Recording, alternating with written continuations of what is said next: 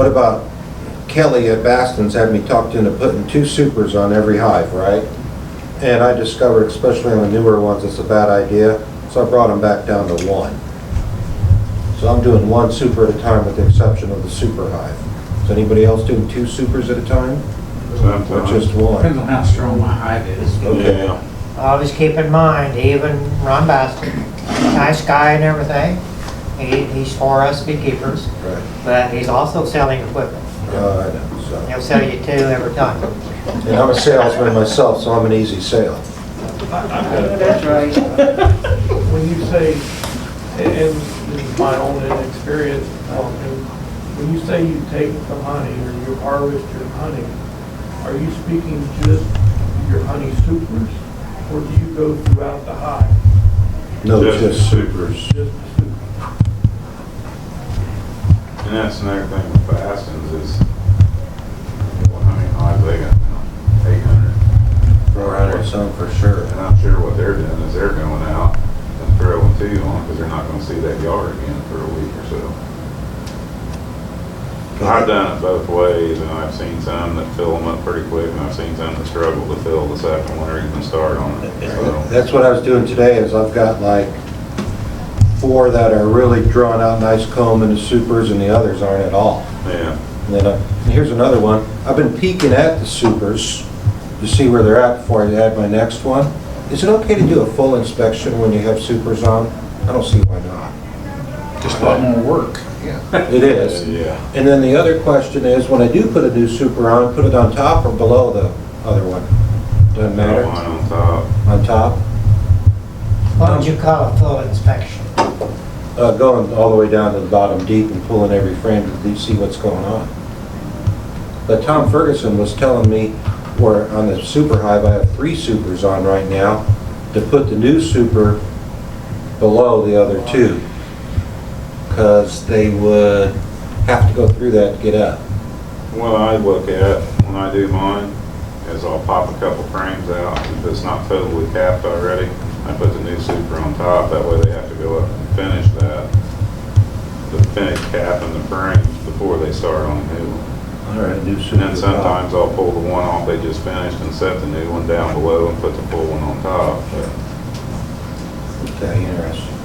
You can also pull your, the outer frames are the last ones to be capped. And if you I want to did pull that those too. off and put them over in the middle, they'll cap them faster. I learned that from Baston's. Everybody told us to keep the frames in order. That's when you're getting a new nuke. Other than that, even today I lose some frames around. Yeah, and back to your inspection, you know, hobbyists are guilty about not really inspecting their hives, and that's okay to a certain extent, but it's hot. You know, which hive would you rather inspect? A little nuke, a 5-frame nuke, or a great big tall hive full of bees in July when it's really hot? Which one would you go to? So, for your big hives, you mentioned doing an inspection when you pull your honey supers off.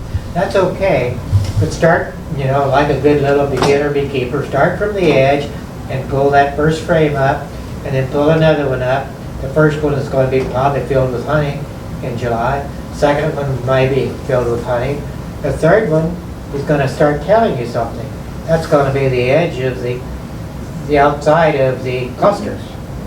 And so you're going to be seeing brood. Okay? Keep going until you see very young brood or eggs. Then that's it. That's all the further you have to go Good. in this hot weather. They're like, well, I really dropped the Don't ball. don't be lifting 60-pound boxes to get down on the bottom when you see what you need to see in just a few frames. That's a good point, because, yeah, I've gone into several where I've only done the top deep, not the bottom, because what I saw in the top deep is great. And I told you guys I was making notes on the back of my wife's beautiful hives with permanent marker. Well, in this month's bee culture, someone uses duct tape on the top cover.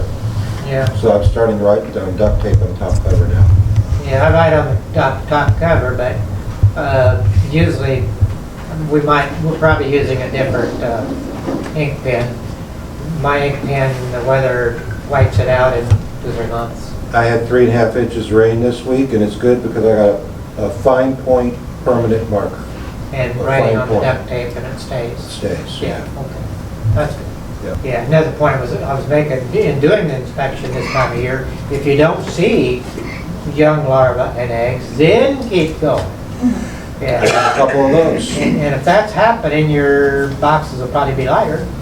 Well, it brings up a good point. We've had a lot of swarms lately, and I'm proud of the 3 I caught, and one was a baby swarm, it doesn't count. And I captured the swarms, and they're doing well, and they were both at eye level. Tuesday night, I got a swarm 30 feet up in the air. I heard about that. And there's nothing I can do. I couldn't take the tree down, I left it. And then you pointed out, no swarms this time of year.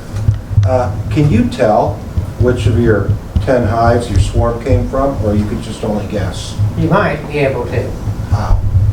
get into the brood nest, and before a hive will swarm, the queen usually will cease laying eggs because she needs to lose weight because she knows she's going to fly.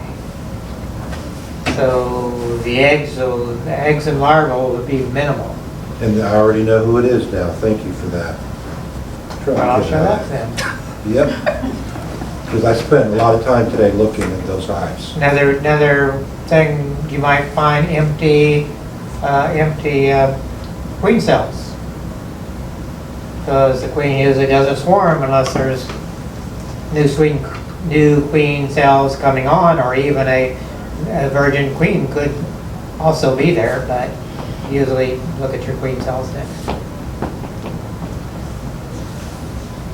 How do you balance that? So my tooting hive, I never saw a queen cell because I'm just looking for eggs and, larvae, and I close things back up, but then you miss the other things. Like if I had done, I would have found the queen cell that the tutor came from. A good thing to do is when you're working your brood box, you can pull it up, and a lot of the cells will be on the bottom, from what I understand. Pick it up from the bottom. Okay. When a swarming queen is being created for that purpose, most of the queen cells will be on the bottom of the box. Okay. So, and, I've read that several different places. So, if you're looking specifically for swarm information where your hive is at, just look at the bottom of the frames, or you can look at all of them when you lift it up. And Ron's helped me with that because I had a problem in the spring. Okay. And there was, we cut off 3 different cells that day, and they were all on the bottom. What he says is true, however, it's not always true. Sure. It's like anything else. You always look at something like that and then you say, what other information do I have? And then put all the information together. Just one piece.